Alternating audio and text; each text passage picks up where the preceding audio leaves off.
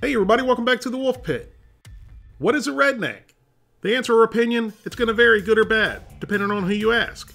But if you look up the true definition of a redneck, you're going to get this. Redneck, a working class white person, especially a politically reactionary one from a rural area. A redneck can also be defined as a person with a farmer's tan, specifically around their neck. I've personally been called a redneck in disparaging ways from people who don't know me and have never met me. But I guess they're right. I am a redneck by definition, a working class white person. So you can call me a redneck if that's what makes you happy. Because growing up, my mom and dad worked their asses off. We lived in a trailer in a rural area and we didn't have a lot of money. But we were definitely working class and meals were made with what we could afford. When we had hamburgers and hot dogs, we didn't have hamburger and hot dog rolls, we had white bread. Potted meat sandwiches were eaten often and still to this day are one of my favorites. Viennese weenies, bologna, tater tots, Funyuns, pork rinds, pickled eggs, etc. were always available in our house because they were cheap. This was our steak and cheese, a fried bologna and cheese sandwich. Well, maybe it wasn't really this big when I was a kid, but a fried bologna sandwich was and still is something special and delicious. When you're on a budget, you make things work as best you can for as little as you can, like today's Redneck Casserole. There's only 4 ingredients in this casserole, it's hearty, delicious, will feed at least 4 hungry people, and only cost about $9 to make. Here's the 4 simple ingredients you need to make your Redneck Casserole. 1 32-ounce can of your favorite baked beans or pork and beans. I got these Green Giant baked beans because they were on sale and I'd never had them before, so I wanted to try them. They're definitely not Bush's, and Duke would not approve. They weren't good at all. Then 6 to 8 hot dogs. I like all beef hot dogs, but get what you like and what you can afford. These were also on sale for $1.99. Then you need a 32-ounce bag of tater tots, which depending on the size of your casserole, may be too many. But you can always eat the extras on the side. And finally, 2 cups of mild shredded cheddar cheese, or whatever kind of cheese you like.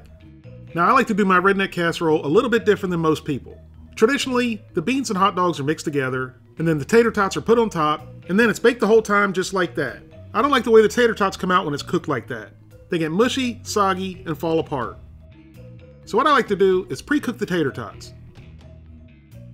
Once the tater tots are spread out evenly on a baking sheet, they go into a preheated 450-degree oven for 10 to 12 minutes.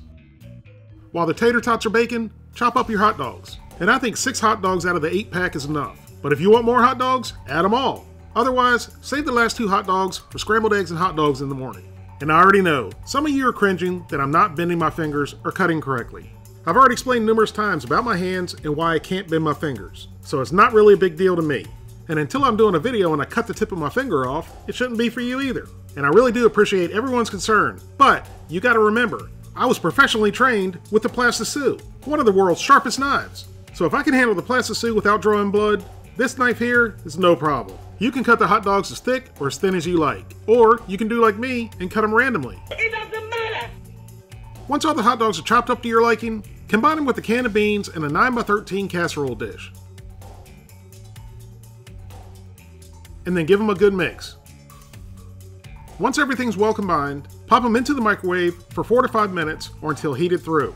Or you can heat them up in a saucepan on the stovetop. After microwaving on high for 5 minutes, our beanie weenies are heated through. And after baking at 450 degrees for 12 minutes, our tater tots are 3/4 of the way done. And now it's time to introduce the tater tots to the beanie weenies. Now you can either dump the tater tots on top and spread them out nice and even, or you can get your daughter to help you and lay them out one by one to make them look nice. Because after all, we eat with our eyes first, right?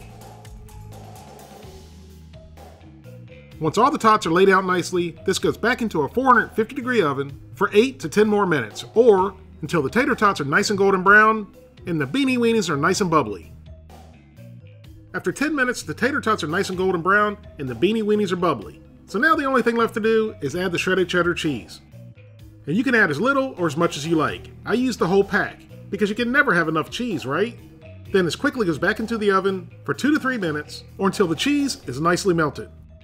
Now once all the cheese is melted and the beanie weenies are nice and bubbly, it's almost time to eat, but let it cool down for 5 minutes before serving. Now after waiting 5 minutes, which seemed like an hour, it's time to eat. So get a spoon and scoop out a big plate or bowl full.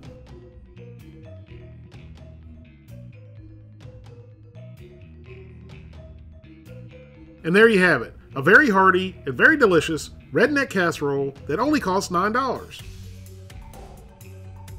You can tweak this however you like, because after all, you're going to be the one that's eating it. Add some peppers and onions for crunch. Instead of hot dogs, chop up some leftover hamburgers, beef roast, pork roast, chicken, or sausages. Instead of baked beans, make it with leftover chili, spaghetti sauce, or even some type of stew. Add leftover vegetables, or some of your favorite fresh vegetables. When you're trying to feed your family on a budget, your imagination is your best tool. If you'd like to help support the Wolfe Pit, consider being a patron.